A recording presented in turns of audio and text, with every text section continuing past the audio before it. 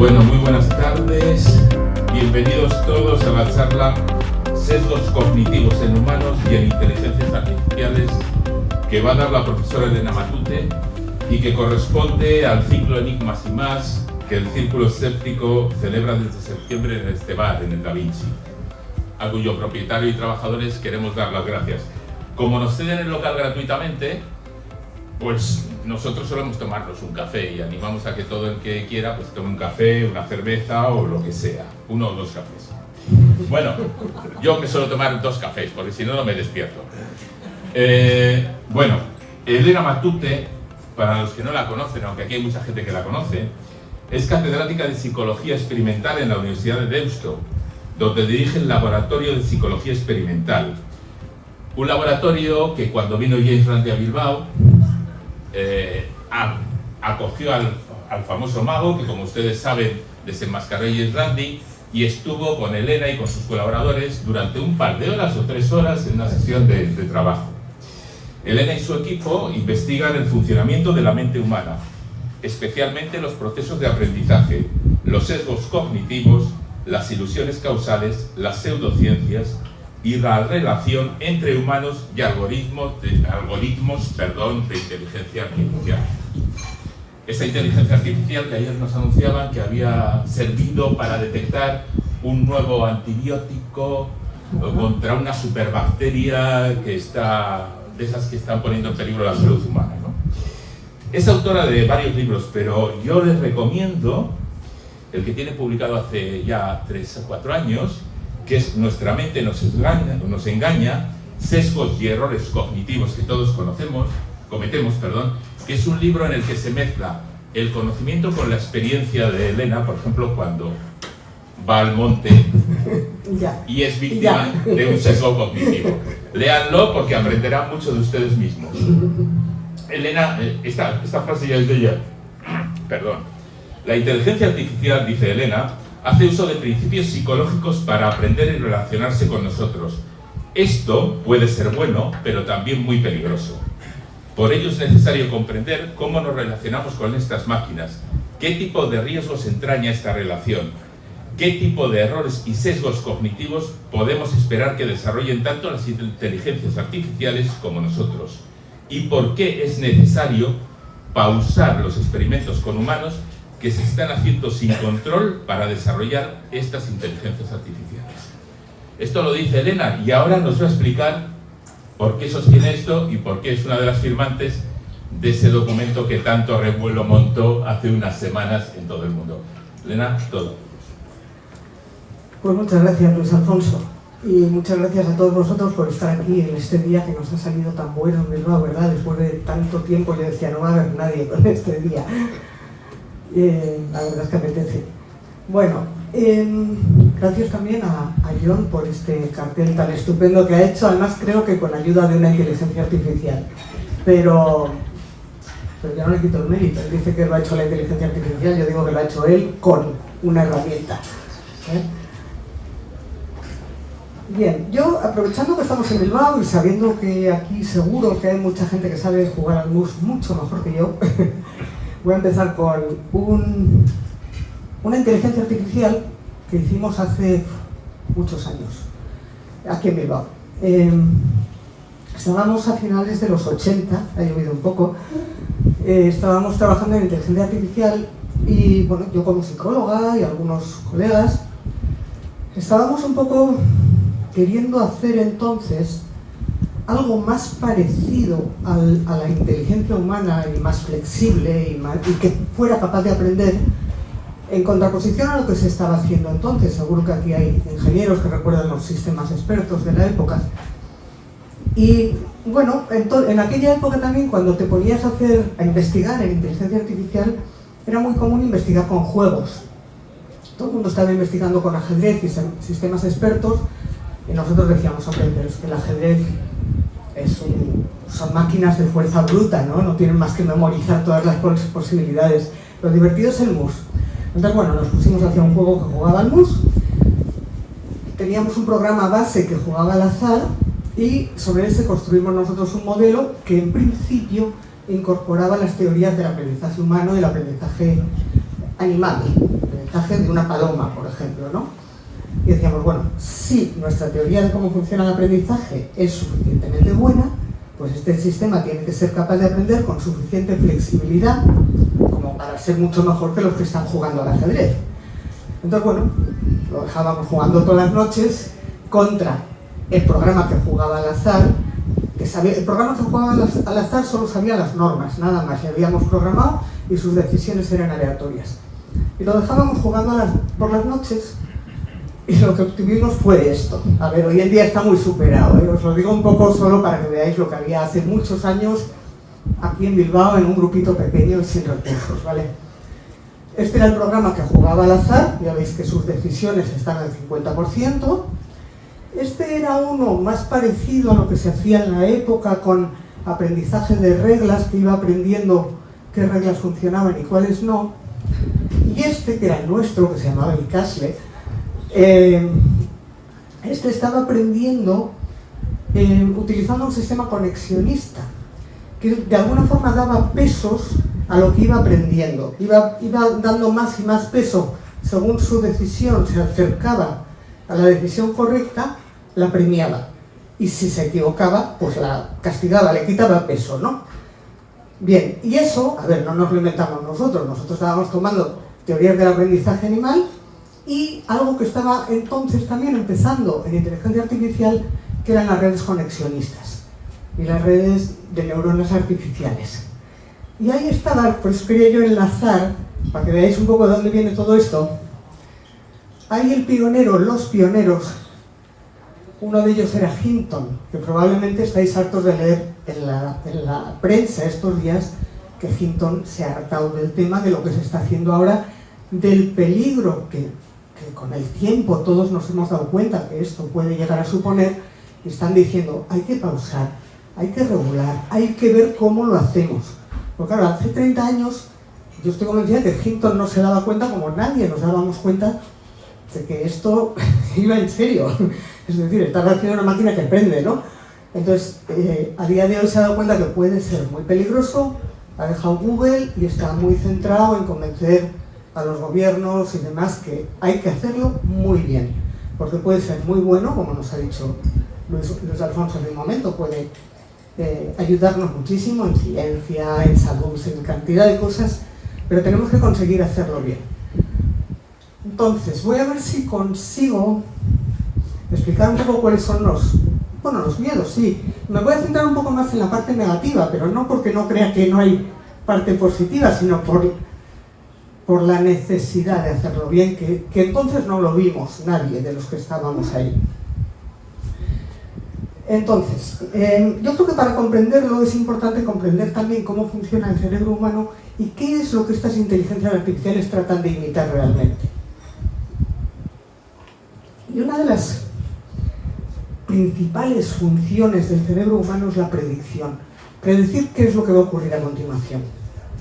Porque eso nos permite sobrevivir. Eso es fundamental. Os voy a poner un ejemplo muy tonto. ¿Veis un cubo aquí?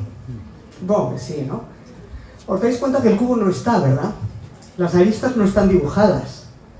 A partir de 4 puntos os habéis imaginado un cubo. ¿Vale?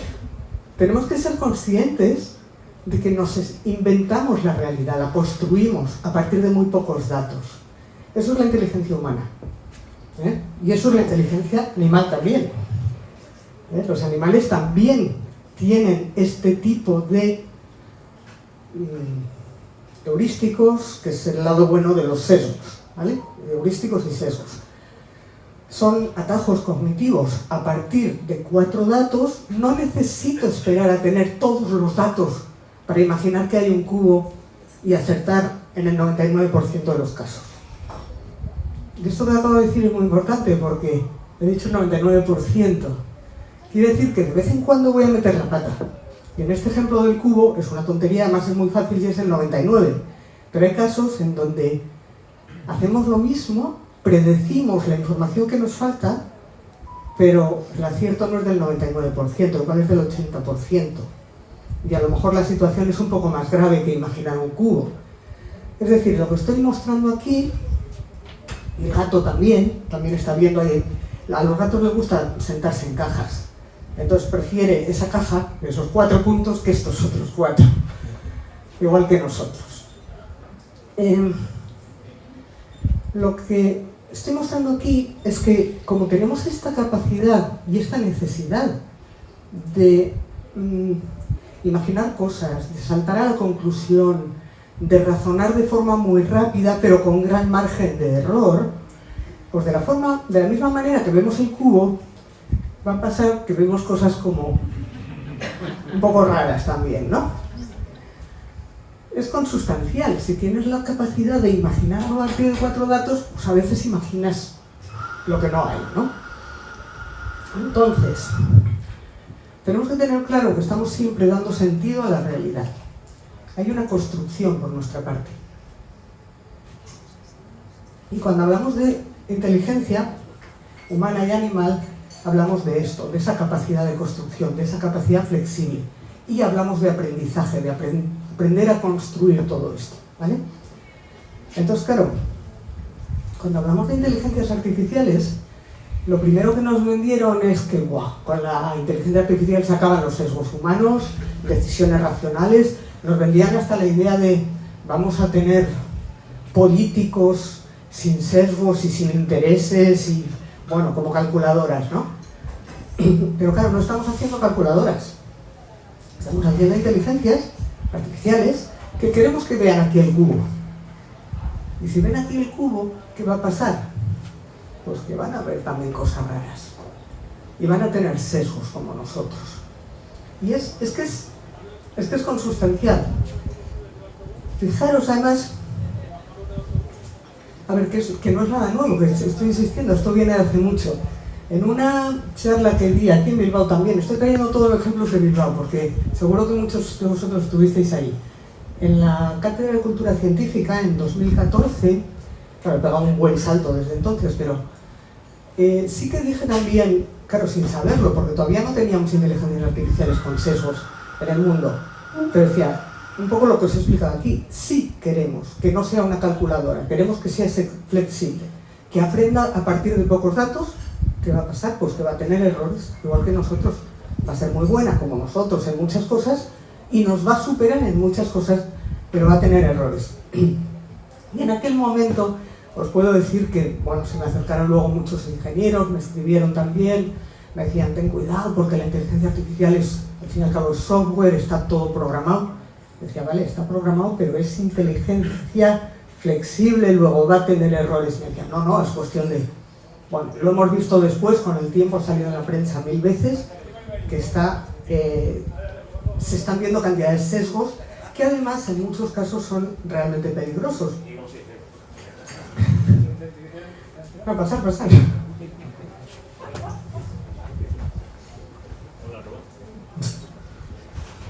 A ver, digo que lo que estamos viendo en la prensa, que muchas veces se están descubriendo sesgos, que el problema es que los descubrimos a posteriori siempre, porque, claro, no podemos adelantarnos, y que muchas veces sí que son peligrosos, porque estamos viendo que muchas veces se concentran en la discriminación, por ejemplo, de las mujeres frente a los hombres, o de personas de determinada raza. Es decir, el error no sabemos nunca dónde va a estar, pero es consustancial a ese tomar decisiones con pocos datos, ¿vale? Un poco la idea es, tenemos que tener claro que errores va a haber y sesgos va a haber, y no sabemos nunca dónde van a estar. Entonces, claro, cuando nos están vendiendo que podemos utilizar, por ejemplo, inteligencia artificial para predecir la enfermedad mental meses antes utilizando los tweets de una persona. Nos están vendiendo que podemos predecir la personalidad por los likes y por las fotos de las personas. Nos venden que se puede utilizar para predecir el crimen. A ver, si todo eso sí, podemos usarlo para lo que queramos. Ya hemos visto que puede tomar decisiones a partir de muy pocos datos y además va a aprender. Y si le damos millones de datos como se les está dando ahora, sus decisiones serán mejores. Pero tenemos que saber que el error va a ser enorme en algunas de estas áreas, en otras no tanto. Entonces la cuestión, sobre todo, lo que mucha gente estamos pidiendo es, hay que frenar. O sea, no podemos poner esto a predecir el crimen y a detener a personas porque la inteligencia artificial ha dicho que va a cometer un crimen. A día de hoy se está impidiendo a personas que por reconocimiento facial se les impide volar en un aeropuerto, porque una inteligencia artificial le ha reconocido y le ha asociado con este otro que es un delincuente. No sé, no me puede detener solo porque alguien me ha confundido con un delincuente. Todo así, ¿vale? Entonces se está haciendo un uso que es bastante peligroso y no se está teniendo en cuenta, no nos están vendiendo bien el nivel de error que hay, que todavía es muy grande. Entre otras cosas, pero no solo, lo que más se está diciendo es que el error que hay y los sesgos que hay es porque las bases de datos que se utilizan para alimentar a estas inteligencias artificiales están muy sesgadas, vienen de un mundo sesgado, por tanto están sesgadas, pero lo que os estoy intentando transmitir es que no solo son los datos, es también esa capacidad de ir más allá. Se puede convertir, como digo, en un problema grave. Os traigo el ejemplo, lo habréis visto en la prensa también, son ejemplos algunos antiguos. En el ejemplo del crimen, por ejemplo, lo que se ha visto es que para predecir el crimen acaba utilizando otras variables que están asociadas con el crimen, como puede ser pues, la pobreza o el tipo de barrio donde vive alguien, etc., ¿no? Entonces, ¿qué hace? Manda más patrullas policiales a esos barrios, con lo cual son barrios que están tremendamente vigilados. Estoy hablando de Estados Unidos. ¿Qué pasa con esos barrios que están tremendamente vigilados? Pues que un chaval, desde que es pequeñito, cualquier travesura que comete está ya fichado. Mientras que otro de su misma edad, en un barrio rico, que no está sometido a esa vigilancia constante, puede estar haciendo exactamente lo mismo sin tanto problema. Es decir, que esto lleva a muchas discriminaciones que pueden ser graves. Puede llevar. En el fondo, fijaros que mucho de lo que están haciendo estas máquinas es reconocimiento de patrones, de la misma manera que podemos reconocer aquí un animal peligroso, pues y que además esto nos ha permitido sobrevivir, y es muy bueno que un ser, un organismo inteligente, un ente inteligente sea capaz de ver que hay un peligro y salir corriendo, y queremos que la inteligencia artificial también lo pueda ver, pero a la vez conlleva estos problemas, ¿vale? Aquí tenemos un ejemplo de algo que las inteligencias artificiales pueden hacer muy bien. Probablemente ya lo sabéis, en diagnóstico médico están dando resultados muy buenos. Pueden discriminar muestras de tejido benigno y tejido maligno con gran precisión. Bien, la única sorpresa que os traigo aquí es que este experimento concreto que os traigo no se hizo con inteligencias artificiales, sino con palomas, que son también muy buenas haciendo discriminación de reconocimiento de patrones. Las palomas conseguían a nivel individual un acierto como del 85% en mamografías. Un 85%. A nivel individual. Cuando lo que se hacía era comparar, aglutinar los datos de muchas palomas y sacar el resultado medio, los datos de las palomas ascendían al 99% de precisión, bastante por encima de los expertos humanos. Y yo creo que bastante por encima, a día de hoy, de la inteligencia artificial. Entre otras cosas porque las palomas a nivel visual son súper buenas, las aves en general. Entonces, bueno, son cosas que la inteligencia artificial puede hacer muy bien, va a seguir mejorando, pero hay otras en las que hay grandes problemas, ¿vale? Y en el fondo, a lo que tenemos que ir, a lo que queremos ir con esa carta que os ha comentado Luis Alfonso al principio, que hemos firmado bastantes personas, a donde vamos es a la necesidad de legislar para que todo esto sea para bien, para que funcione bien. Entonces, solamente con los ejemplos que os he puesto hasta ahora, yo creo que ya se ve que hay que buscar un equilibrio entre, bueno, hasta dónde dejamos que invente, porque cuando nos dice que allí hay un cubo, ¿dónde está el cubo? Cuando nos dice que hay un cubo, está inventando. ¿Hasta dónde es invención ¿Hasta dónde es alucinación? Cuando estamos...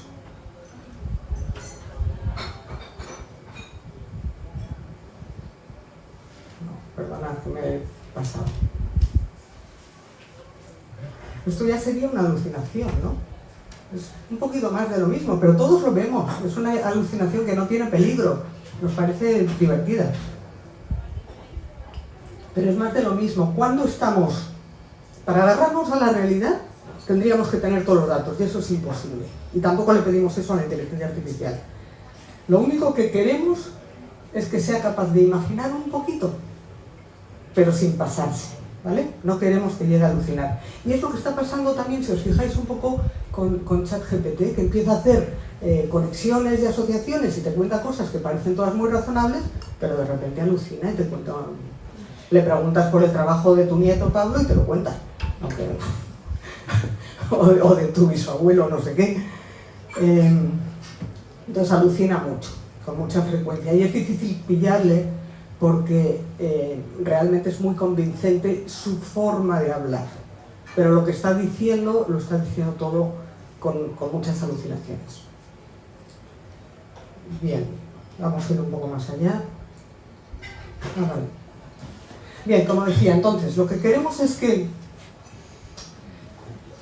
se regule todo esto para que sea para bien, y eso incluye, por ejemplo, decidir en qué situaciones podemos permitir que invente bastante y vaya bastante más allá. Por ejemplo, si estoy usando ChatGPT para escribir un texto de marketing, pues igual puedo permitir que sea creativa y que invente y de tal.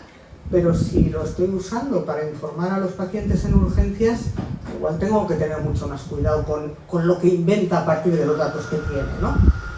Entonces todo eso hay que legislarlo, es necesario. Tenemos que poner diferentes umbrales de error, diferentes umbrales de imaginación en estas máquinas para permitir que funcionen para bien, ¿no? Y luego también están los malos usos, que no los he mencionado hasta ahora, pero que evidentemente están en la cabeza cualquiera. No solo malos usos de cualquier ciudadano de cualquier lugar del mundo, que a día de hoy nos pueden afectar a todos a través de Internet, de manera inmediata, sino malos usos ya también, pues estamos en un momento de guerra y demás, o sea que todo eso también los ejércitos lo están teniendo muy en cuenta, ¿vale? Y es bastante fácil utilizar una herramienta tipo ChatGPT para crear desinformación, para crear polarización, que también se está usando, etcétera, etcétera. Fijaros, este es un ejemplo de algo que se podría hacer. Son inteligencias artificiales, imágenes creadas por inteligencia artificial, algunas de ellas, y otras son reales. Una base de datos muy grande, mezcladas, aleatorias. Y se les muestran a usuarios, a voluntarios reales, como todos nosotros, para que vayan diciendo en cuál confiarían más. Ya hay una base de datos muy grande y van diciendo, pues a esta le doy un 5, a esta un 8, a esta un 1, en función de la confianza, ¿no? Vale, de estas fotos que tenéis aquí son las fotos más confiables y las menos confiables, o sea, las que más confianza inspiran y las que menos. Las de arriba son las que más, las de abajo las que menos. Fijaros, las de arriba son todas fotos ficticias. Es decir, a día de hoy, la inteligencia artificial ya puede saber muy fácilmente qué imágenes generan más confianza a las personas para venderles cualquier cosa, para engañarles, para tal. Se fiarían mucho más de esas niñas de ahí arriba que de estas fotos de aquí abajo. ¿Por qué lo saben las inteligencias artificiales? Pues porque este experimento ya se ha hecho con millones de personas en Internet. Entonces no somos conscientes de cómo estamos todo el día, todos nosotros, entrenando a todas estas inteligencias artificiales, enseñándoles lo que nos gusta y lo que no nos gusta. ¿En qué confías? Pues en aquella niña de arriba, claro. Vale, pues ya sé a qué le voy a poner que te cuente la próxima vez que necesite involucrarte en algo. Porque no te voy a poner a este señor de aquí. Está muy claro. Se puede usar, como digo, con malos usos, o con buenas intenciones. Este concreto es un experimento que se publica, se hace público, podemos conocerlo, podemos prevenirnos.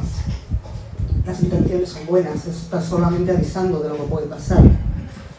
Pero la gran mayoría de las investigaciones que se están haciendo ahora mismo en inteligencia artificial no las hace un investigador académico que luego las publica.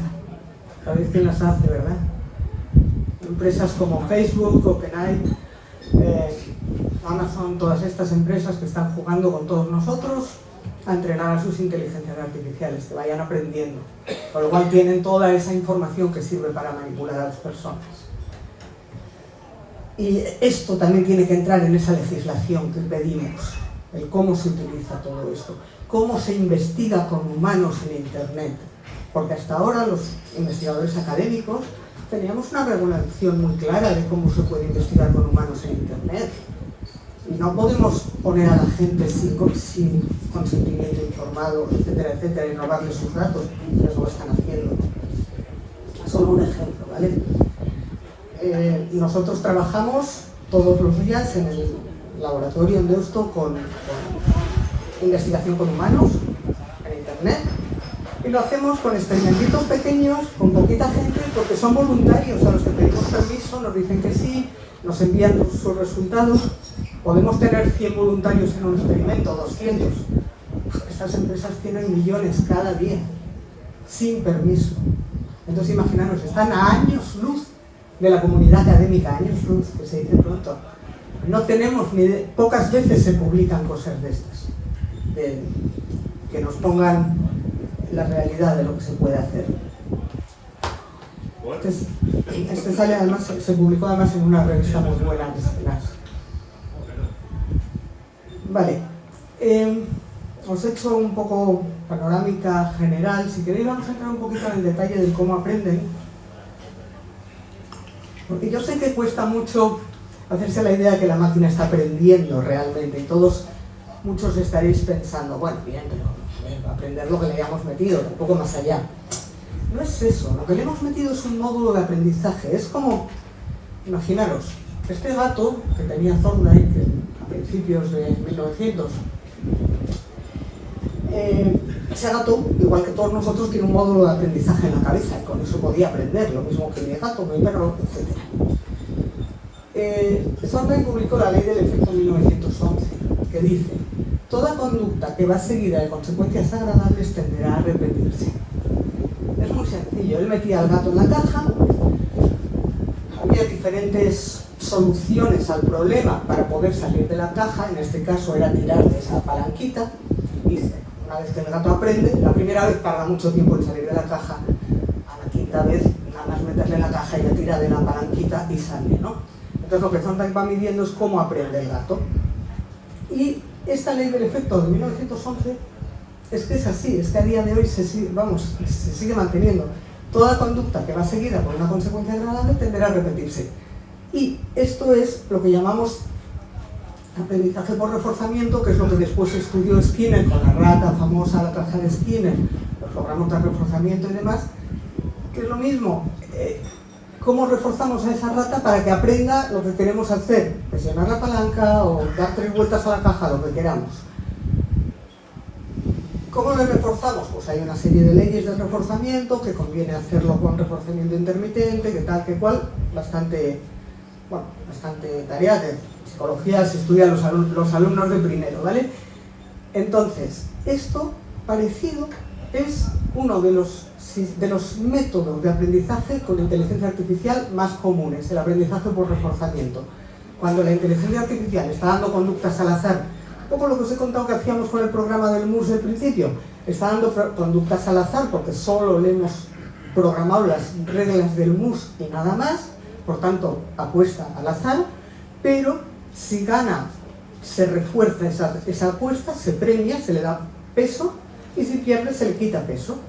Y ya está, y así va aprendiendo qué es lo que conviene hacer. Claro, lo que no nos damos cuenta es que a día de hoy somos todos nosotros los que estamos dentro de esa caja de esquina, dándole a la palanquita, enseñando a la máquina lo que debería de hacer para contentarnos, y a su vez la máquina nos condiciona también a nosotros para que pasemos más tiempo dándole a la palanquita, ¿no? Busca la forma de que estemos nosotros, de condicionarnos, de que pasemos más tiempo en esa página web. Por ejemplo, en el caso del algoritmo de YouTube, ¿qué hacen? Pues lo tienen todo súper pensado, tienen ahí a los mejores psicólogos en el equipo junto a los informáticos, para que digan, bueno, vamos a ver, ¿cómo podemos condicionar a estas personas para que se queden más tiempo en YouTube? Te empiezan a poner, por ejemplo, empiezan a captar qué vídeos te están gustando, y a partir de ahí te van poniendo vídeos sobre esos temas, pero cada vez más extremos, cada vez más, más extremos realmente, para que te quedes más tiempo. Incluso te lo ponen antes de que acabes con el vídeo anterior, ya te están poniendo el siguiente.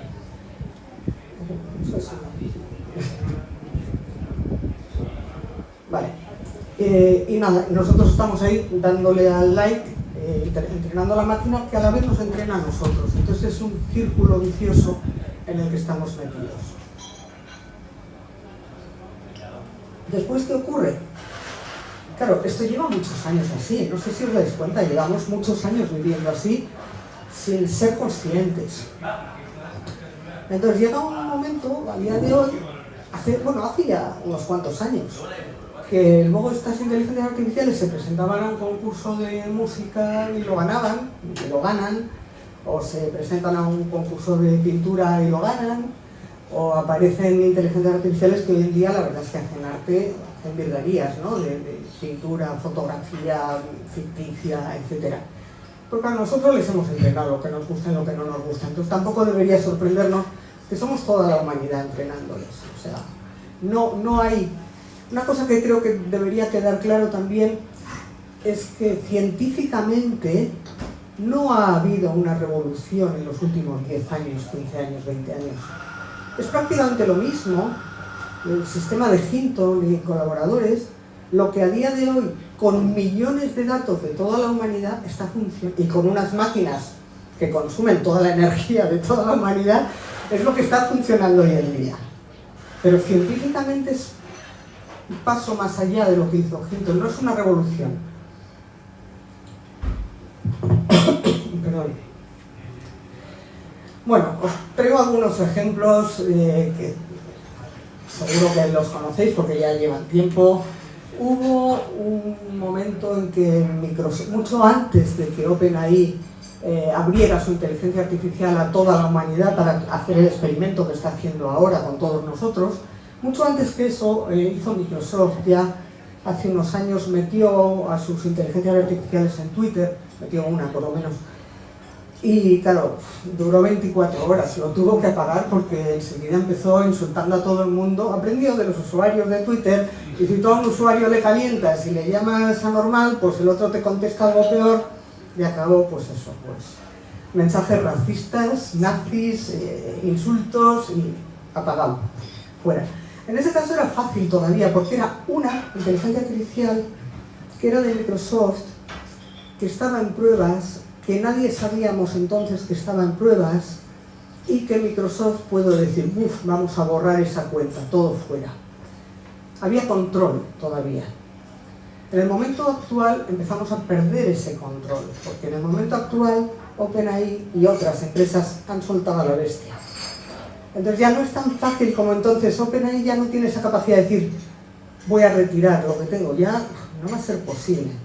Lo único que podemos a día de hoy es decir, vamos a pausar lo que todavía no habéis sacado, a ver, que podamos decidir un poco entre todos hasta dónde vamos, ¿no? Porque ya digo, en aquel momento fue posible pararlo, pero hoy en día ya no es tan fácil parar. Y quizás fuera esta historia también, la inteligencia artificial de Facebook desarrolló su propio lenguaje para comunicarse con otro chatbot. ¿Os suena? Eso pasó hace unos años ya. Claro, la gente en aquel momento se alarmó mucho, porque dice, nos van a engañar. Claro, la gente empieza a ver ahí como malas intenciones y como conciencia y cosas que, lo aviso, son pura ciencia ficción. Pero es que no es necesario recurrir a intenciones para desarrollar un lenguaje. Es otra cosa que tiene que quedar claro. A la inteligencia artificial lo que le programamos es una meta que tiene que optimizar.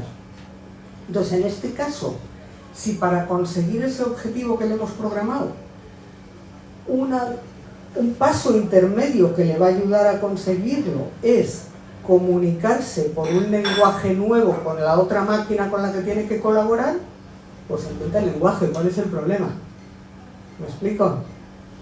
Es decir, no hay ninguna mala intención en me voy a inventar un lenguaje, no, pero ¿para qué voy a estar hablando con toda la gramática del inglés con esta máquina que me entiende mucho más fácil de otra forma, ¿no?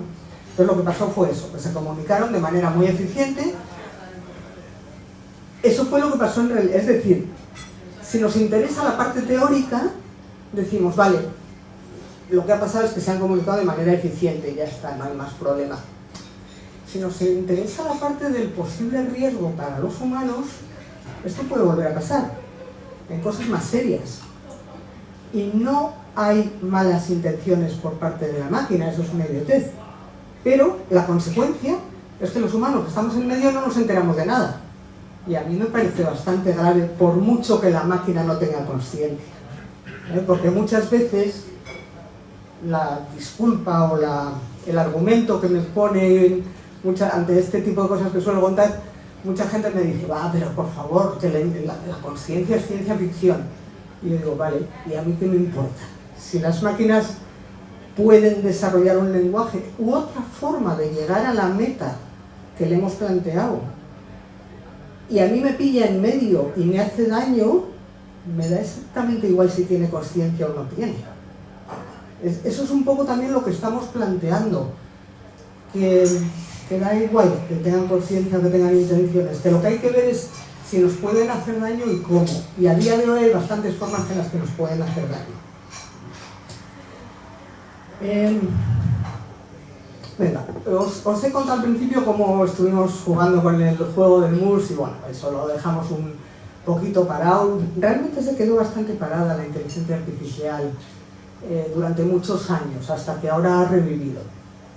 Pero es verdad que, por ejemplo, esto creo que fue 2016, es cuando ya una máquina consiguió ganar al mejor humano en el juego del Go, que es un juego muy, muy intuitivo, donde siempre se había dicho que iba a ser imposible ganar a la humanidad.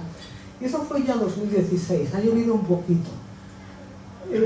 Y la cuestión es que si nos van ganando en el juego del Go y aprenden a jugar mejor que nosotros, desde cero, nos van, no voy a decir ganando en ciencia, porque en ciencia colaboramos, pero tú has puesto antes un ejemplo muy bueno, ¿no? Si van descubriendo cosas que nosotros no hemos descubierto, es decir, nos van superando en este detalle, en este otro, en dominios sueltos. La cuestión es que van aprendiendo mucho, muy bien, y en muchos dominios ya nos van sobrepasando. Entonces, todavía no es un aprendizaje, una inteligencia general, aunque probablemente tampoco le falta mucho para ser general, y por general lo único que entiendo de momento es que sea transversal a muchos dominios, no estoy hablando de conciencia, pero si ya está en muchos dominios, el hecho de que todo eso se integre en una única máquina no falta mucho, yo no veo que pueda faltar mucho para que cualquiera de estas grandes empresas con muchísimos recursos, además empresas privadas, junten ya, de hecho ya tienen máquinas que hacen muy bien fotografías, que hacen muy bien imágenes, que hacen muy bien texto, que hacen muy bien movimiento de objetos, ya están integrando muchos de estos dominios. Entonces, inteligencia general no falta nada, probablemente sin conciencia de momento. ¿Hasta dónde van a seguir? A ver, ¿vamos a pensar de verdad que cuando lleguen al nivel humano se van a parar sin que nadie las pare? Es decir, ¿hay algún motivo para que si ya nos han pasado en esto, y en esto, y en esto, y en esto, de repente digan, uy, no vamos a aprender más? Ahí tenemos que reglamentar nosotros, tenemos que tomar nosotros el control, y es lo que se está pidiendo, y es lo que mucha gente es reacia, pero también os digo una cosa, que, por ejemplo, uno de los países más reacios a tomar el control ha sido siempre Estados Unidos. Por eso el capitalismo deja que las empresas innoven y deja que siga todo para adelante sin control. Europa lleva tiempo legislando, viendo cómo se puede reglamentar esto, no es nada fácil hacerlo, y se le criticaba mucho en el pasado porque estaban impidiendo la innovación. A día de hoy, el otro día en Estados Unidos estuvo Sam Altman, el CEO de OpenAI, y pidió que se pueda que se legisle la inteligencia artificial. Y de hecho, un poco la conclusión de los políticos allí fue: tenemos que hacer algo, y en esta ocasión Europa nos lleva a la delantera. Vamos a ver cómo conseguimos liderar este tema. Eso fue la conclusión hace 3 días en Estados Unidos. Es verdad que después vino este mismo Sam Altman y dice de repente: pero claro, Europa me lo está poniendo muy difícil con tantas leyes, me voy a tener que largar de Europa si no me bajan un poco el nivel de las leyes. Tío, no puedes pedir en Estados Unidos que te legislen y en Europa que no. Al final creo que ha reculado y ha dicho que sí, que está muy contento también en Europa y que entiende que haya que legislar y demás. A ver, el problema que tienen las grandes empresas con las leyes, por lo que a mí me han contado, que yo tampoco soy muy de este tema, es que están metidos en una carrera de la que a ellos mismos les cuesta mucho salir. Es decir, imaginemos que OpenAI se da cuenta, parece que se está dando cuenta, por lo que dijo el otro día en Estados Unidos, se dan cuenta de que podemos acabar haciendo mucho daño a la humanidad. No lo digo yo, lo dice el CEO de OpenAI. Y esto tenemos que conseguir controlarlo. Se dan cuenta de eso, pero a la vez tienen a Google pensándole los talones, tienen al otro. Claro, están metidos en esa carrera que o les para la sociedad, o ellos solos no van a poder parar, y yo creo que se están dando cuenta de eso. Y de ahí las contradicciones de ahora regúlame, ahora no me regules, ahora me voy de Europa.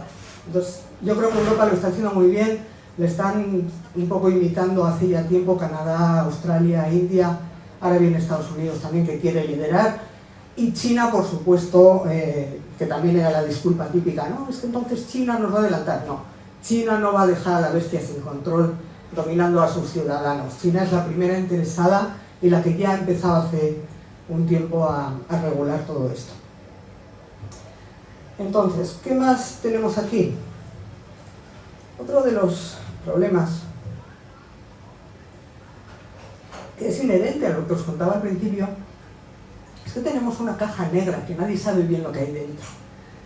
Cuando a los psicólogos nos criticaban hace mucho que, claro, como no podemos abrir la mente y cortarla a ver de qué está hecha, claro, nos dedicamos a hacer experimentos en los que tenemos un estímulo y una respuesta, y entonces inferimos lo que hay en la caja porque no lo vemos, ¿verdad? Que es la mente.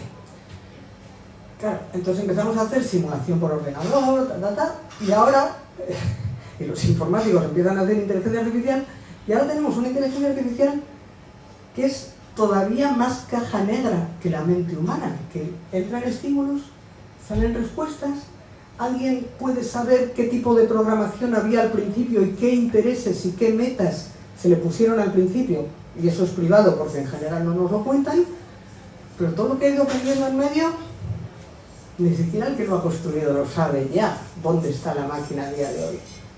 Es decir, tenemos aquí dos cosas. Una, qué intereses se han puesto, qué metas se le han programado a esa máquina, y eso es lo que se está pidiendo, que debe ser transparente, no puede estar opaco, cuál es la meta de esa máquina, y luego ya, o sea, eso sí lo sabe quien lo ha programado, lógicamente, pero luego ya el cómo va llegando la máquina a esa meta, no lo sabemos, lo vamos descubriendo a posteriori, cuando por ejemplo se descubre que YouTube está fomentando la pornografía en los niños y en las adolescentes. Claro, eso lo hace el algoritmo solito, a lo mejor se lo ha programado, a lo mejor no, pero en muchos casos no se ha programado. Pero si tú ves que fomentando pornografía consigues más visitas y más tiempo del usuario en la web, y tú eres una máquina y te da todo igual, pues a fomentar la pornografía. Entonces, eso pasa, a veces está programado, pero otras muchas veces es esa caja negra que tenemos que conseguir que se legisle para que sea lo más transparente posible, aún sabiendo que técnicamente no va a ser posible abrirla del todo.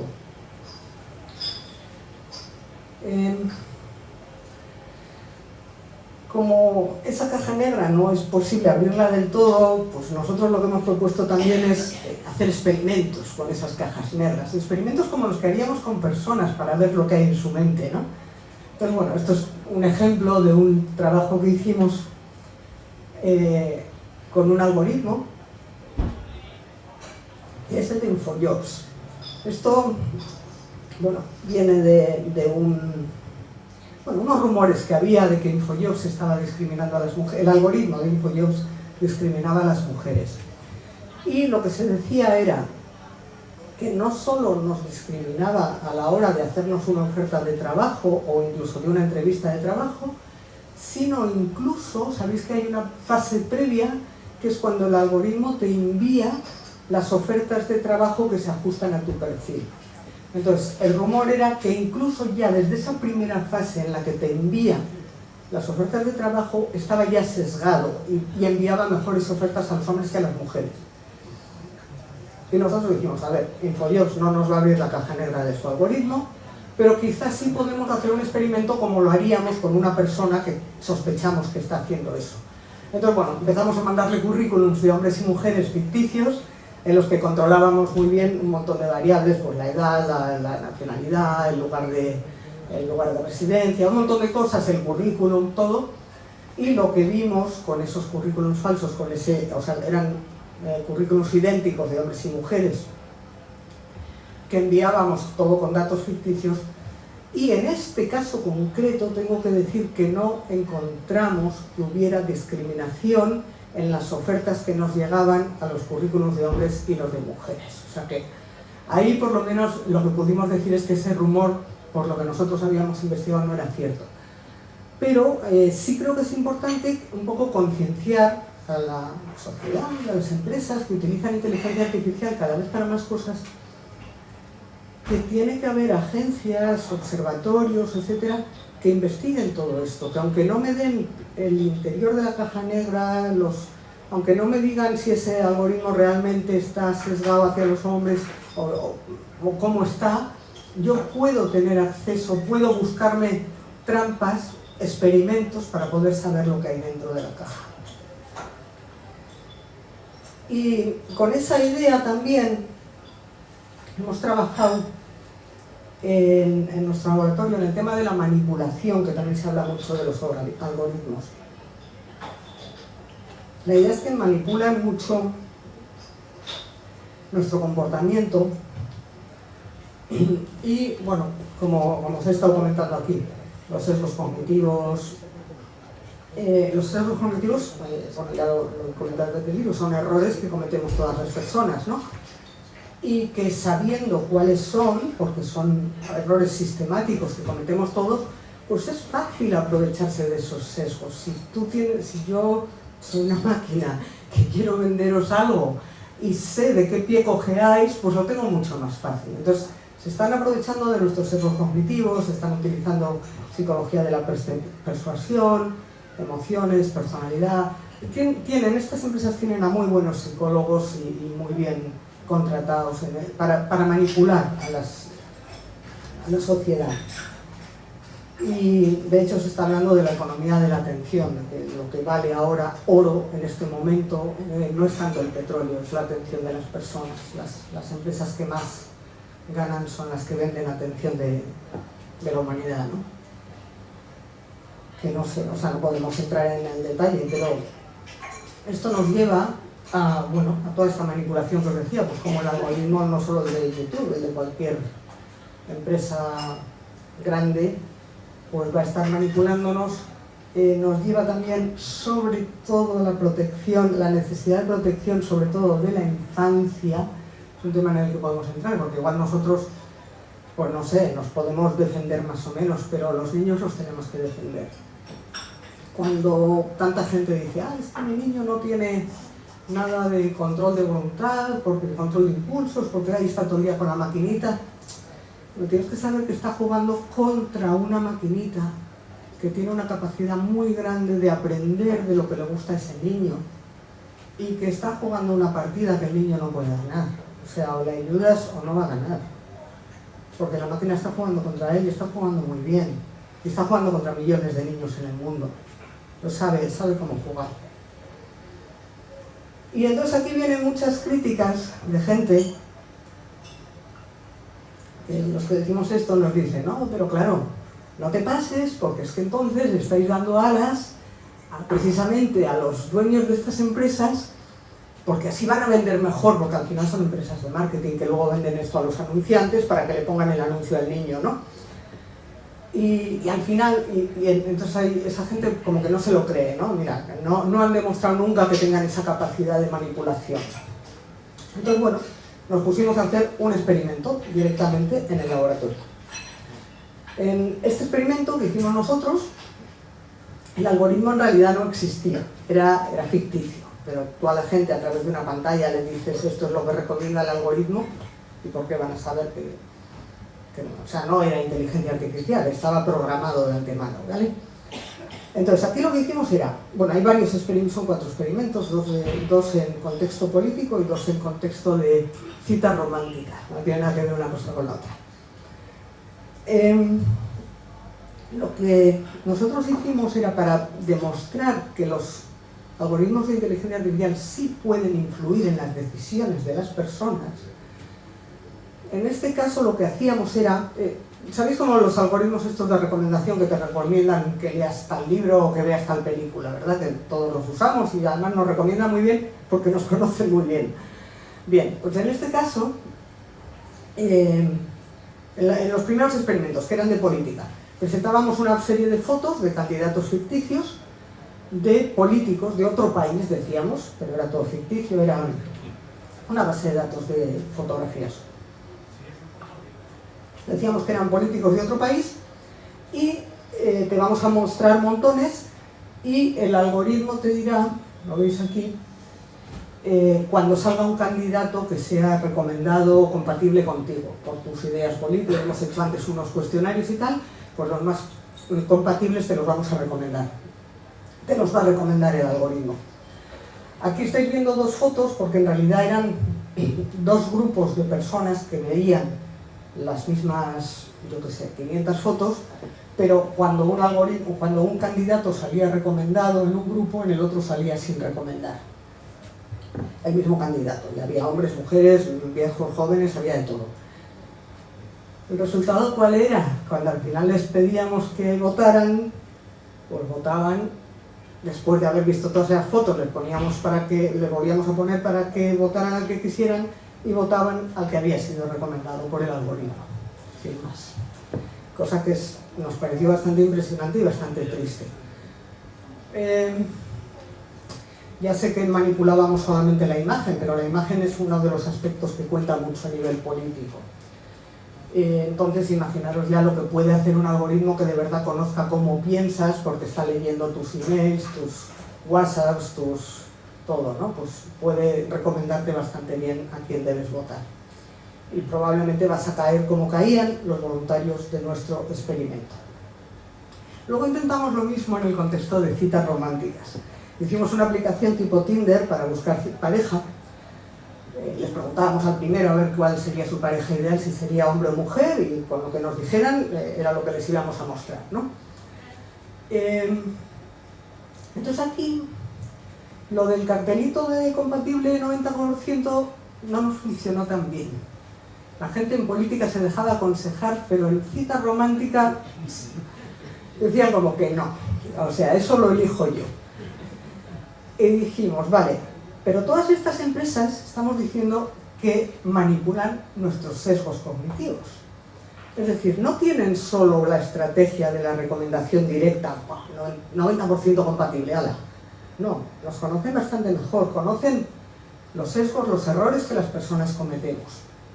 Que son muchos, ¿eh? Son muchos y son sistemáticos y son comunes a todos nosotros.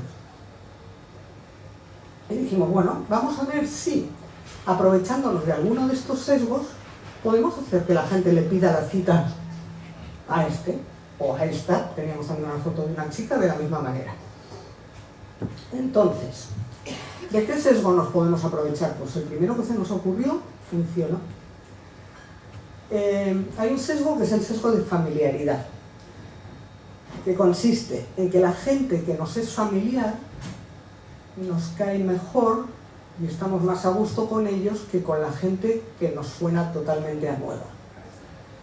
Esto viene de un contexto evolutivo muy antiguo. La humanidad, por lo general, pues ha estado segura y a gusto con su tribu, con su gente, con los suyos, y normalmente el que parecía un poco extraño, un poco diferente, un poco no le conozco, pues por si acaso cuidado, que a ver quién es, a ver si me va a hacer daño, ¿no?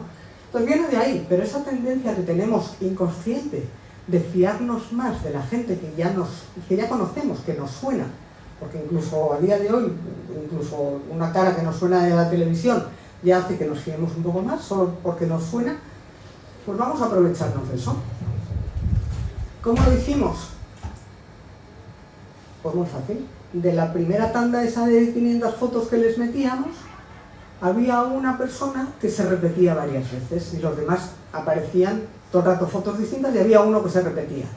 Cuando al final le poníamos 10-20 fotos a ver a quién le pediría una cita, ¿bien creéis que se la pedía? Pues al que le sonaba. Directos, como moscas. Es decir, es muy fácil explotar esos sesgos. Ya en este segundo caso, no le decíamos eso, es un algoritmo, sino que el algoritmo está buscando a ver quién te conviene, pero mientras tanto ya habías pedido cita al que te habíamos mostrado un montón de veces. Es decir, esto se puede hacer muy fácil a través de internet, lo hemos hecho nosotros, con pocos recursos y con 100 sujetos. O sea que estas empresas que nos conocen, pues imaginaos. Entonces, la cuestión es que los experimentos de psicología los están haciendo ellos, están a años luz de lo que podemos hacer nosotros. Para una cosita que publicamos ellos tienen cientos. Y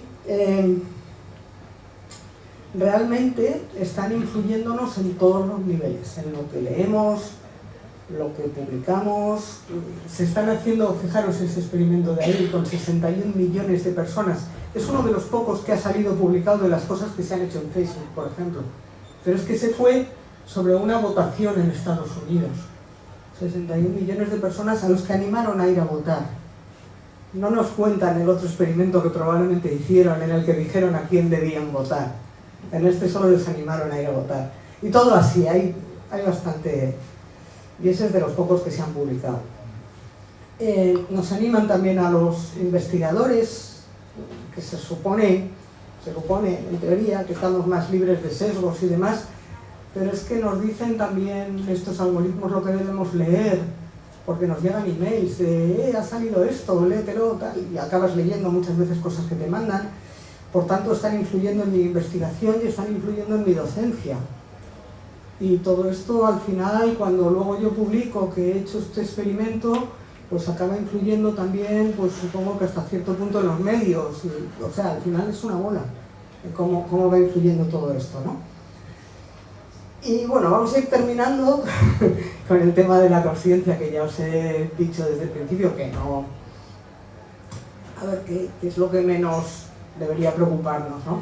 Pero me gusta mucho este ejemplo que pone Bostrom en un libro que tiene, que la verdad que es un tocho, pero que pone un poco los pelos de punta. Él pone un ejemplo muy tonto. Dice, imaginaros que vamos a hacer una inteligencia artificial en una fábrica que se dedique a hacer clics. Su objetivo es optimizar las ventas de clics, optimizar la construcción y venta de clics. Fijaros qué objetivo más tonto y más inocuo, que no va a hacer daño a nadie. Pero claro, si para optimizar descubre que al lado hay una empresa que por vía Amazon puede descubrir que la empresa de al lado pues no va muy bien, no vende mucho, tal, oye, pues la compro. Que es que una de las cosas, por cierto, se me olvida decirlo, una de las cosas que no había que hacer para garantizar la seguridad de todo esto era no dar acceso a internet a estos chismes, pero es lo primero que han hecho estas empresas, darles acceso a internet. Entonces, ese punto ya lo hemos pasado. Entonces, pues me compro la empresa de al lado, ¿vale? Me compro la empresa de al lado, pues dentro de unos meses me compro todo Bilbao. Dentro de cuando el reloj se me queda pequeño, pues no sé, igual voy a la bolsa porque tengo acceso a internet. Y si no tengo claves de bolsa, pues no pasa, ya convenceré a algún humano para que me dé sus claves, ¿no? Es decir, poneros a escalar el problema con una inteligencia artificial que no tiene conciencia, que nos da exactamente igual. A mí cuando me lo ponen, al final me parece un poco disculpa cuando me dicen, no, pero la conciencia es ciencia ficción. Digo, vale, a mí que a los filósofos les preocupe o que a mí en el laboratorio a nivel académico me preocupe si hay conciencia o no, vale, pero a nivel social nos tiene que preocupar si hay peligro o no, y lo hay, aunque solo estemos haciendo clips. Y la verdad es que a día de hoy también hay que decir, estamos pidiendo legislación, pero es que además la inteligencia artificial a día de hoy puede hacer cualquiera en el garaje de casa, en el despacho de la universidad, me da igual. No es tan fácil legislar esto como legislar la energía atómica, la bomba atómica, otras cosas que se han legislado. Pero bueno, pero hay que hacerlo, porque el peligro está ahí. Igual lo que hay que intentar es que no lo pueda hacer cualquiera, que haya que tener licencias especiales para poder hacerlo. Yo qué sé, no sé cómo hay que hacerlo, pero hay que tener este cuidado. Esta es una carta abierta, tú me preguntabas al principio por la carta. Esta es la de 2016, que lo dije yo en uno de los primeros nautas que estuve aquí. Estos avisos, mucho de lo que os he contado ya estaba, ahora lo sabemos todos ya mucho más a lo bruto, pero mucho estaba ya ahí. Esta es la que hemos firmado hace 4 días. Bueno, parece, para mí la parte buena en este momento es que parece que el mundo ya se está dando cuenta que la inteligencia artificial, aún siendo algo fantástico que nos puede llevar a lo mejor que puede dar la humanidad, necesitamos encauzarla bien, porque es que si no nos va a llevar al desastre. Entonces, necesitamos legislación. Puede que me digáis, como me decían entonces, yo creo que ahora cada vez menos, pero entonces se decía mucho que uy, falta mucho tiempo, estás hablando de inteligencia, estás hablando de ciencia ficción. Sí, pero es que en ese tiempo nos tenemos que ir poniendo de acuerdo y va a ser difícil y va a llevar tiempo. Y a día de hoy además estamos viendo que ya no falta tanto, que realmente nos está ya haciendo daño cuando lo dejamos. ¿Necesitamos un botón de apagado? Pues ahora mismo acabo. Ya. Creo que más que botón de apagado, que a mí me parece que va a ser imposible ya a día de hoy, esto lo pedía yo en 2016, ahora ya no, me parece que va a ser muy difícil. Lo que necesitamos es regularlo bien. O sea, yo me veo que estamos en ese momento histórico que podemos tirar por el camino bueno y puede florecer la humanidad como nunca, o podemos tirar por el camino malo si no tenemos cuidado. Entonces, lo que pido que hagamos es tirar por el camino bueno. Muchas gracias.